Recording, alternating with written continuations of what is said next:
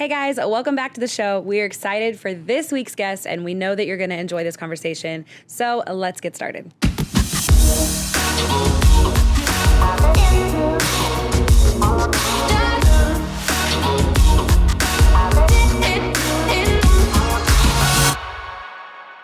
Before we get into the topic, though, we have our guest, Eliot Bland. Welcome, Eliot. Yes. What's up? Great to be here, guys. Yeah. So, Eliot, you're from Southern California.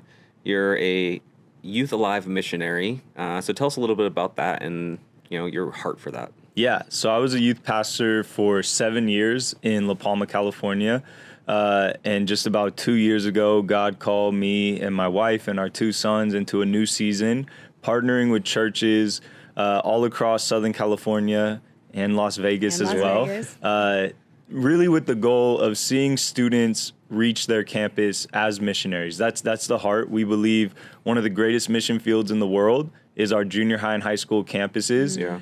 And that the people that are called to reach that mission field are our junior high and high school students. And so the heart of Youth Alive, this is how I put it, it's more than survival. I think too often in youth ministry especially, we settle for survival. As youth pastors, we make it our goal to help kids just make it through their junior high and high school experience. The metric for success is if they don't go to the party, or if they don't get pregnant, or those sorts of things. Yeah. And I believe God is calling us to more than survival. God is calling a generation to not just make it through this experience, but to impact people's lives and to see miracles take place and transformation happen on the campus. Yeah, for sure. You mentioned you were a youth pastor for many years. So we've been on this kick recently with this account called Youth Group Chronicles. Oh yeah, they're so great. They're so funny, and so we've been in youth ministry for over 10 years. You've been in youth ministry for 7, so we've got some years on us with youth ministry. I want to play one of the clips that they posted yesterday, and then I want you to tell us your Youth Group Chronicles story. Okay, so this is the one that they aired yesterday. My friend was a leader, and he made the mistake of letting his boys have a pillow fight. It was getting pretty crazy, so the kids took it to the next level and invited the adjacent cabin to join. They rushed over, and the first hit they threw knocked a kid clean out. Sheesh. After some freaking out, we checked the pillow and found that the kid had shoved a thick Bible into his pillow. Yes, of course. Got slain in the spirit, He got hit with a sword. That double-edged sword. He got slain in the spirit. One year at youth camp, my friend was... Like, my favorite thing is watching them and then just watching them react to them. Yeah. Like, they're so good. So, like, that's hilarious. He got hit with a sword, slain in the spirit. Yeah. Do you have a Youth Group Chronicle story? Oh, of course, yeah. So one of the craziest things that I think is sort of comparable to those is it took place when I was an intern for Gary Garcia, who's been in youth ministry for 3 decades. And so I interned for him fresh out of high school, and he kind of was like, we're going to see if you're really called to youth ministry or not. We went to convention, an event that takes place in San Diego. We had to be in a hotel room with students, and he put me with the worst boys he could have put me with to really see the trial run, exactly how much I wanted to do youth ministry. And these boys were hectic all week long. And I was fresh out of high school. One of the boys that I was overseeing was 3 days older than me. He was still in high school. So it was it was tough. And so the last night I tell the one that I trusted the most, I said, hey man, it's 1 a.m. I have to go to bed. I have to drive you guys back home tomorrow. Please, like, I'm not expecting you to go to bed, but just make sure they don't leave, or anything. He's like, I got you. I wake up the next morning to Snapchats that have been sent to me from those boys, chronicling the whole night. And everything I'm seeing is making me mad. But the one kid who I had trusted, he looks at me and he's like, it gets so much worse. Just keep watching. So I'm watching them do stupid stuff. They're disappointing me. Then I see this shift in the video. They're outside of the door. They have it open, and a guy walks by, and they're just videoing all of this. I'm just watching it all through Snapchat. A guy walks by because it was downtown San Diego. He'd been drinking, and he brought a girl back, and he rushes by my 3 boys and says, I need you guys to cover for me. And he turns a corner. And my boys are like, yeah, we got you. And so this belligerent drunk girl turns the corner and she's just like, Devin, where are you? Just all this sort of stuff. And basically the guy brought her back from the bar and she didn't look how he thought she looked at the bar. And so he's bailing.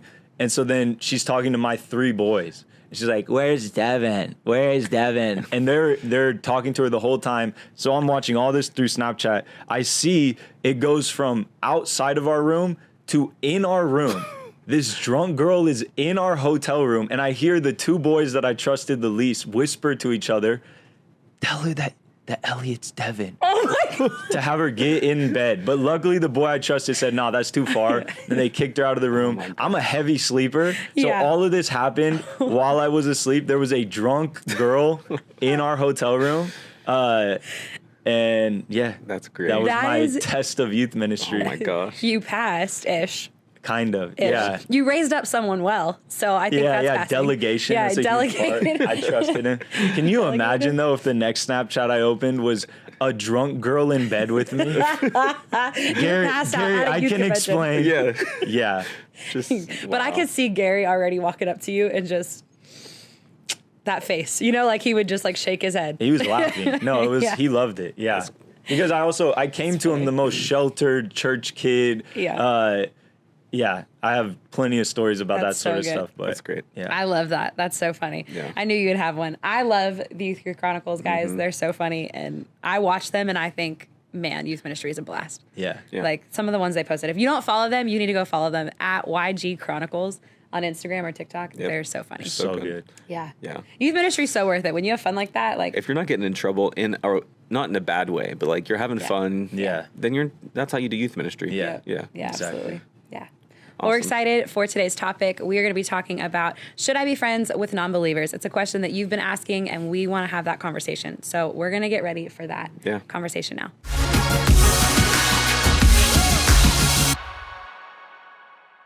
So we're going to dive into the topic, should I be friends with non-believers? And, I just want to say, before we got too deep into this, realize that there's 2 sides to this coin of wanting to impact the world, but not letting the world impact you. Yeah. So how would you say, the next generation, these teenagers and young adults in Gen Z, can do that?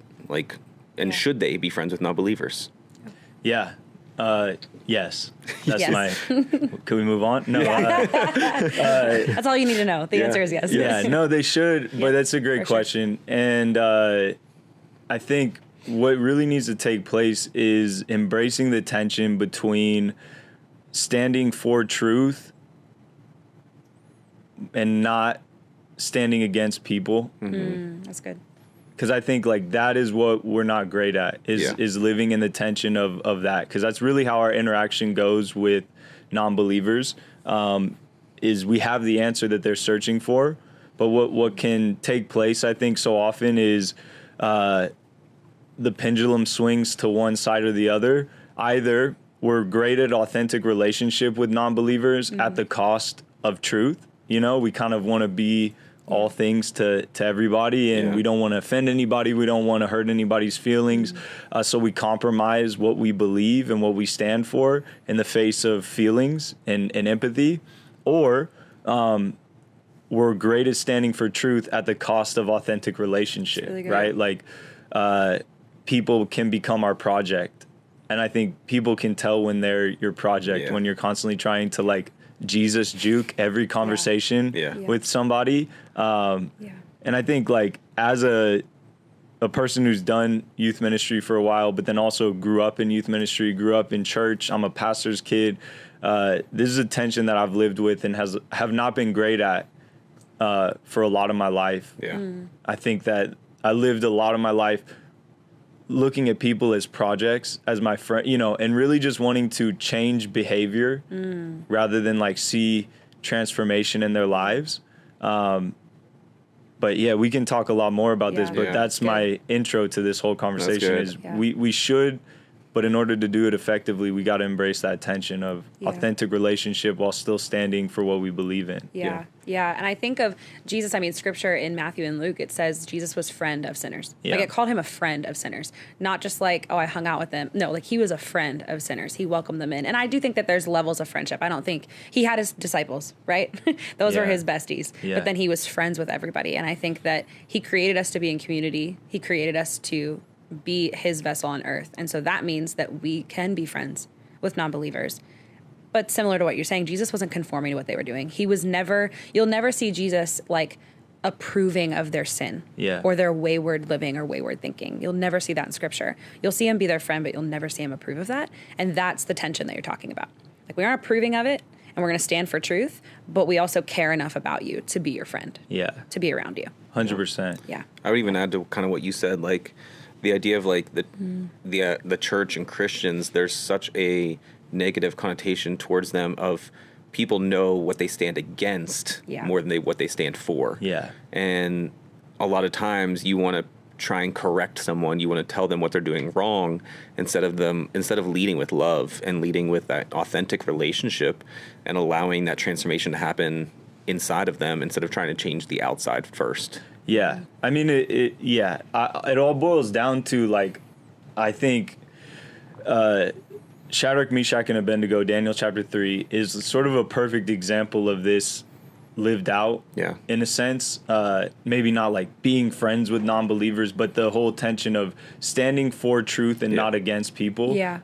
Because I think what we're seeing right now with this generation is an overcorrection to what the church was doing years ago, which was making broken people the enemy, right? And I think we have to understand that people who disagree with us or believe differently than us or stand for things that we stand against are not our enemy. They are actually the goal, in a sense. We have the answer that they're searching for. And that's what I love about that story, Shadrach, Meshach, and Abednego. They never stand against the king or the Chaldeans or the soldiers or anybody. They just stand for truth. But that's the thing. When you stand for truth, not everybody is going to love it. And so that's the issue that this generation, I think, is facing, is the ability to stand for truth in the face of whatever level of persecution, probably not being thrown into a furnace, right? But like maybe getting unfollowed, maybe being called names or canceled, or and I think the truth is this question in living this out, it takes a lot of nuance. Like it's simple and complicated at the same time. Because we're meeting people where they're at, but we don't want to see them left there. But we can't save people, we can't fix people, but we do have to have this consistency and not compromise. But what does that look like day in and day out? Yeah, That's good. No, I think that's so good. We have a youth student who has a family member who's an atheist, and she always asks me, like, how do I love on her? How do I love on her? How do I love on someone that completely stands for the opposite of what I believe in? What would you say to those students that are like, I want to be friends with them, I want to love them, but how do I love them well when they're so hard at me? Like, being an atheist is on the complete other side, right? Yeah. So standing in truth, how would you encourage a student to continue standing? I think the key is, just be authentic. You know what I'm saying? That's the thing, is when you're faithful and you're obedient, you don't have to force that. Like when you're living this out, and this is, again, I don't want to just keep going back to that story, but I will. It's your favorite story in the Bible. I know. I'm going to preach about it tonight. The truth is, like, I love the story because how simple it is. It's 3 young people. That's one reason I like it. But they don't do anything special other than just they're consistent in what they stand for in the face of persecution. And the beauty of that story is the one who gets all the glory and the honor at the end of it is Jesus. He shows up in the furnace, and he is the one who brings transformation. And that is the picture of the lives that we live and the piece that we play in all this. We're not the main character. We're not the hero. We are people who can live lives that Jesus can be seen through. Yeah. And Jesus brings transformation in people's lives, not us. Yeah. And so regardless of if it's someone who's an atheist or a Muslim or a Buddhist or agnostic, the answer is the same, right? Yes. Like as a youth pastor, I've told students this because my testimony, I'm a pastor's kid. I grew up in church my whole life. I didn't do drugs. I was not promiscuous. Me and my wife, we were virgins when we got married. Yeah. And I felt like, how am I going to minister to some of these kids who have, experienced way crazier things than I ever have? But the truth is, like, I don't have to know your problem to know where your solution is found. So that's where my confidence comes from. Yeah. So my answer to that student would be the same answer to any student. Yeah.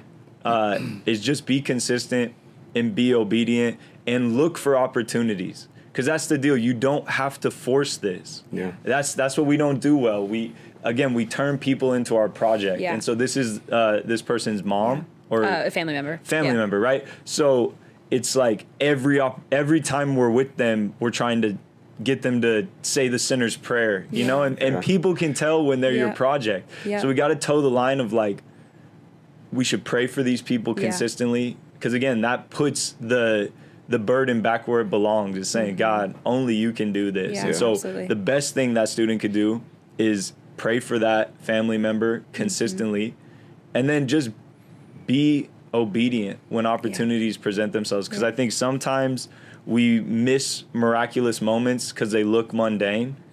We want these like altar call, the band's behind us, the smoke machines going. Yep. But I think we just miss these miraculous moments because they look mundane. Yeah. And so who knows the conversation that they might be having with this family member that can turn. And this is the beauty too. This person is an atheist, so they have a ton of opinions.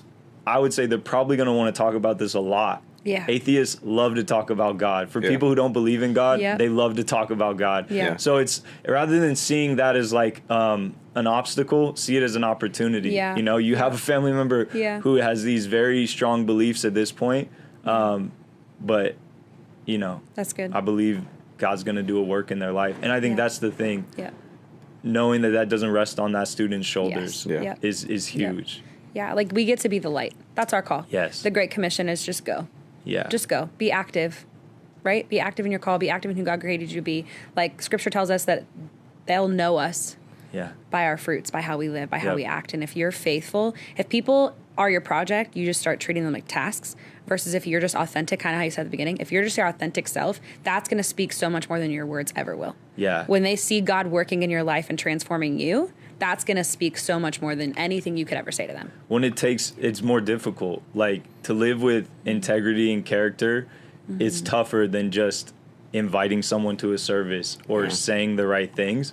You know, one thing I would always notice as a youth pastor is like there would be these students that would come in and have really transformative experiences. And they'd be like the first ones there to help set up. They were like the best to me, you know? And then they get a call at the end of service and be like, what? Yeah. Fine. Yeah. Whatever. And they hang up. I'm like, who was that? And like, it was my mom. I'm like, well, what are you doing? You know, like, I think for especially students who are dealing with family members who aren't saved, the best thing you could do as a witness is like, do your chores. Yeah. Clean your room. No, like legitimately. It's honor. I think exactly. Living with honor and doing everything for the glory of God speaks way louder than you showing up to services and all those sorts of things that they already don't really care about. And I'm not saying doing your chores will save your parents, but it's sort of just living with that character and that integrity and walking in that obedience constantly. That's where you'll see opportunity. Opportunity follows obedience. Yeah, that's good. So we don't have to force it. Yeah. We just have to be available and aware of it. And live a life of character and integrity. Yeah, that's so good. Yeah. That's good. And I like to think, so this is something that we've talked about before on the show. Like, I love to speak and think in analogies. All the time. And just, I like to picture things in different ways. And so when I think of like, you know, being friends with non-believers, the Great Commission, what Jesus calls us to do, a lot of times we view other people that don't believe the same thing we believe as our enemies and people who are on the opposite side of the battle. And instead of thinking that way, we need to think of it as like when Jesus tells us to go make disciples, it's more of a rescue mission of these people are on the same side as us, and we need to recognize who the real enemy is. Yeah. And if you start to see other people as, someone that not necessarily you are called to rescue, but, you're part of the rescue mission, then, it's going to change the way you interact with them. It's going to change the way that they see you. Yep. And so, it's important, like, we've talked about this. Jesus says in the Bible, it's not the healthy who need a doctor, it's the sick. Yeah. And that's the way we look at it with those that are lost, those that don't know about Jesus or don't necessarily have a relationship with him. They're the ones that need to hear about him and have us Christians be in their lives to be that light, like you said, and just kind of be that example that Christ set before us. Yeah. It goes back to that, like, more than survival mindset, you know? I think sometimes as Christians, we can look at like culture and feel like we're fighting a losing battle.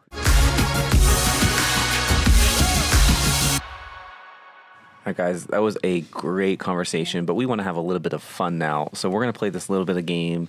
Does it have a name? I don't think so. I saw it on It's TikTok. all over TikTok and Family does Instagram. it. Like families do it, friends do it. Yeah. Basically, we're just going to each take turns putting water in the cup. Yeah. Whoever overflows the cup loses. Here we go. So Are you ready, Eliot, Eliot? you're our guest. Thanks for picking a game that will really highlight how shaky my hands are. I've seen. You don't all even the- drink I've seen- caffeine. I know, because I'm naturally shaky. Yeah. And so thanks for highlighting that. You're welcome. I've Absolutely. seen all the different games you play. None of them have been like, let's highlight how shaky our guest hands are. But Let's this do one it. is. Well, you can start then. Yeah, great. Yeah, that's Okay. actually probably better for you. And you get to determine how much you pour, right? Yeah, exactly. Should I just No. start Oh my it? God. How long do we want this game to go? Because I could really we need a good base. Absolutely. Yeah, I mean, feel like. All right, that's fine. Okay. We gotta keep it The going. goal a little is bit. to not spill any water outside of the cup. Yep. I've So done that so you've done far. great so far. So it's slow and steady. One-handed. You're just trying. Oh, Ooh. Okay. I challenge you next time. No. it isn't. Just to be clear, it's not that I can't. It's not too heavy for me. Okay. It's just my shaky hands. It's not too heavy. Let's see. Spin that for you. All right. Now we're getting. You guys have taken it straight to. we went right to Here it. we go. You're doing it one-handed. I'm proud of you. Look at you. You're really going to take it there, huh? Wow. Oh. Yeah, I can't let it. Here's my reasoning. I can't let it come back around to me because I'll for sure lose. I feel like I got that. Oh. No. There's no sure? room. Billy's got to lose this. I don't know. Listen, I see a little bit of room there, so let's see if I can I handle feel like this. it's tilted, so we'll see where it goes. No way. Okay, don't put it back on the. That was yeah. a cheat, I feel like. Okay. Come on now, Eliot. All right. Come on, shaky hands. Help me out. You got this. Okay, here we go. Two hands Nice for and sure. slow. Nice and slow. Oh, watch out. Okay. Gosh. That's all you need to add. I mean, yeah. Okay. I'm gonna do it. Let's see what we got here. It's for sure. this is the end of it. I don't know. I think we got. I'm calling it. This is the end. No way. Okay. No way, dude. All right. Oh man. I just want you to lose. Like, I'm committed either to gonna- him losing. It's Billy or me. I There's know. no way it makes it back It's- to Ashley.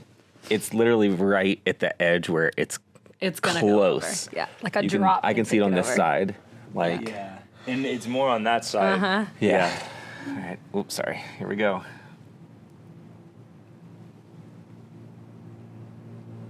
No No. way. Are you kidding me? It's back to you. Back to you, Eliot. And This is real like Indiana Jones vibe. Yeah. Like come on.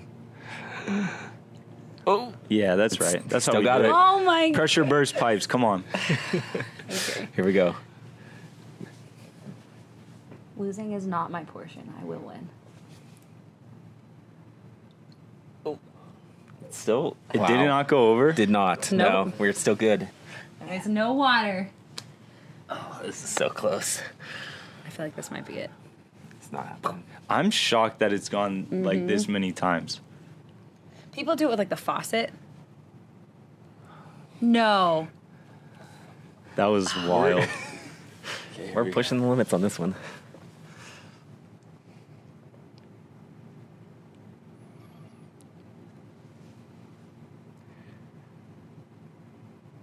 It's the fact that we're all so silent Yeah. and waiting for a drop. Okay, here we go. This is it right here. No, Can you it's imagine not. how bad this would be if this was an audio only thing? This would be the lamest segment of all time. Yeah.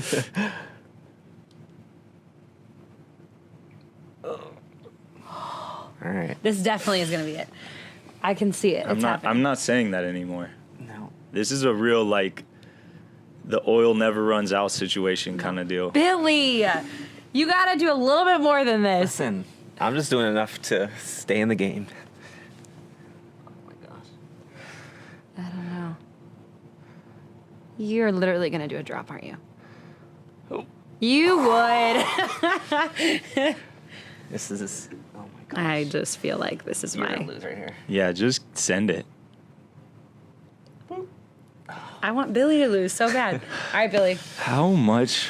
How much? I feel like this jar just keeps growing. Is it really not gone over your side? No. No. What? Billy was feeling it. Billy's Billy's on one was right feeling now. generous. Yeah, he gave it a little extra. The water level is right above the edge, so it's about to bust go over. Oh, here it comes. You and your one drops.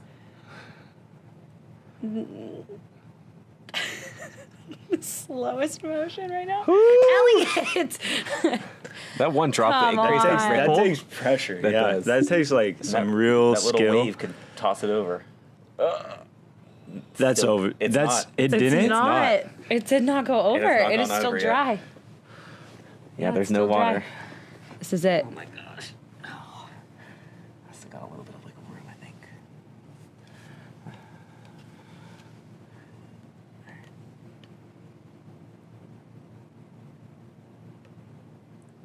You guys and your drops. I'm over here trying to pour a cup of water. Oh, look. Oh, I lost. It did right yes, there. yes, right yes. there. You can It's see. over. Well And I was done. about to Is go. anyone foot touching the thing? No, about to go. no one one's- touched. No No one's one kicking touched. it. Good game. Oh, Good game. well done. Yeah, Well done. good game. Shake Good your hands, one.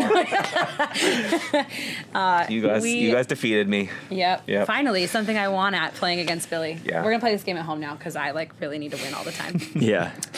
Thank you guys so much for tuning in. We love this conversation so much that we decided to break it into 2 parts. So, part 1, you just finished watching, but come back next episode to listen to part 2 as we continue the conversation with Eliot on Should I Be Friends with Non-Believers? Yeah. Yeah. So we'll see you guys next week.